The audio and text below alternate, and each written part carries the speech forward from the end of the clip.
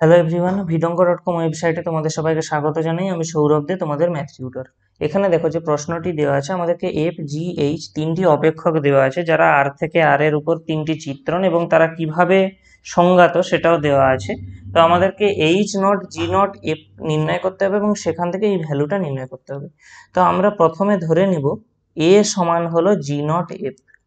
ঠিক আছে, তাহলে দেখো আমাদের নির্ণয় কি করতে হবে, H naught G naught F. ঠিক আছে, তার মানে এটা মানে কি, আমাদেরকে এইচ নট এ নির্ণয় করতে হবে। তাহলে স্বাভাবিকভাবে দেখো এ অফ এক্স এটা সমান কি, জি নট এফ অফ এক্স।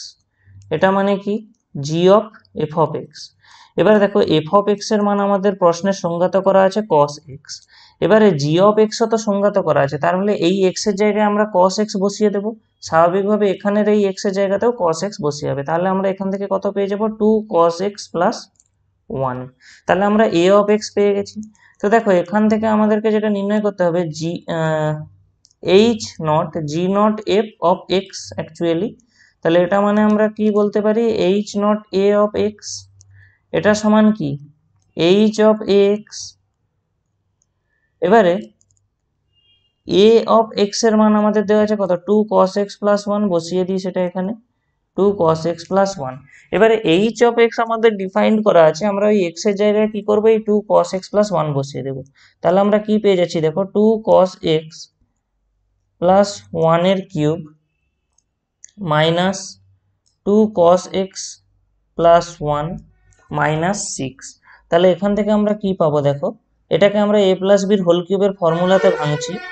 তাহলে আসবে কত, eight cos cube x plus 3 into 4 cos square x into 1 plus 3 into 2 cos x into 1 minus 2 cos x minus 1 minus 6। তাহলে এখান থেকে আমাদের কি আসছে দেখো, 8 cos cube x plus 12 cos square x plus 6 cos x minus 2 cos x। আচ্ছা, এখানে আরেকটা জিনিস ছাড়াই গেছে, এখানে একটা প্লাস 1 থাকবে, কারণ যখন আমরা কিউব করবো লাস্টে একটা 1 কিউব আসবে, সেটার জন্য এখানে একটা প্লাস 1 হবে, সেটা মিস্টেক হয়ে গেছে এখানে। তো দেখো এই প্লাস 1 এবং এখানে থাকা মাইনাস 1 কেটে যাবে, সবার শেষে শুধু মাইনাস 6 থেকে যাবে। তাহলে আমরা আলটিমেটলি কি পাচ্ছি দেখো, 8 cos cube x plus 12 cos square x plus 4 cos x minus 6। এটা কি না, এটা হলো H naught G naught f of x.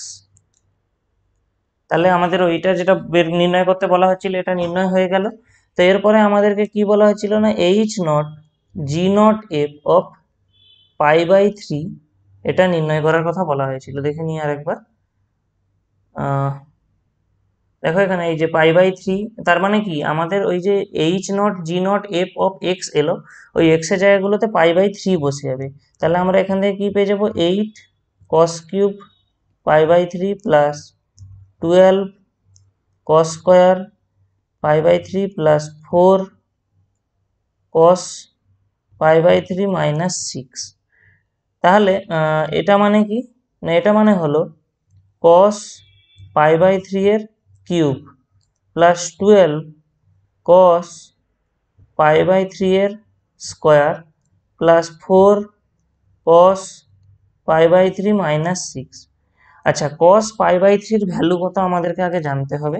cos pi by 3 এর ভ্যালু কত, পাই বাই 3 মানে 60 ডিগ্রি।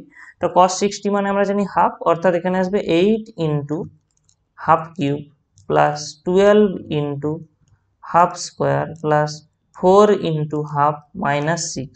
তাহলে আমরা এখান থেকে কত পাচ্ছি, 8 into 1/8 plus 12 into 1/4 plus 4 into half minus 6। এবারে আমরা জাস্ট ক্যালকুলেট করবো এখানে। তো দেখো এখানে কাটাকাটি হয়ে গিয়ে আমরা পেয়ে যাবো 1 প্লাস এখানে কাটাকাটি হয়ে গেলে আমরা পেয়ে যাবো 3, এখানে কাটাকাটি হয়ে গেলে আমরা পেয়ে যাবো 2 মাইনাস 6। তো এই তিনটাকে অ্যাড করলে আমরা কত পাবো, 6, অর্থাৎ আমাদের আসছে কত, 6 মাইনাস 6, যেটা হলো 0। তাহলে এটাই হলো আমাদের ওই ভ্যালু যেটা নির্ণয় করতে বলা হচ্ছিল। ভিডঙ্ক.কম ওয়েবসাইটে ম্যাথটি দেখার জন্য অসংখ্য ধন্যবাদ। এরকমই নানা প্রশ্ন তাদের সমাধানের জন্য আমাদের ওয়েবসাইটটি ভিজিট করো।